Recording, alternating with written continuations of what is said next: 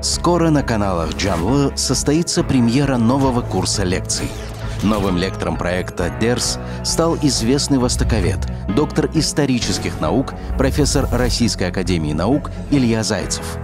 Илья Зайцев специализируется на крымской историографической традиции.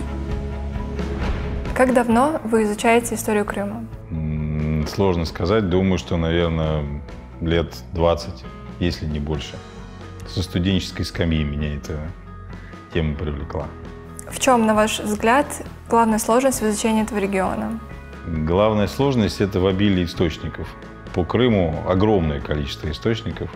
И очень важно эти источники совместить и не запутаться в информации, которая в них содержится. Специально для зрителей и подписчиков каналов Джанлы он расскажет об истории изменений внешнего облика Ханского дворца. Почему важно знать, как менялся Ханский дворец на протяжении веков? Это не просто история материальной культуры Крымского ханства. Это не просто история Крымского ханства как государства, национальная история крымских татар. Это очень важно для нас, как материал, который поможет нам в дальнейшем для реставрации этого замечательного комплекса. Потому что любая реставрация должна опираться прежде всего на некие научные и строгие научные данные.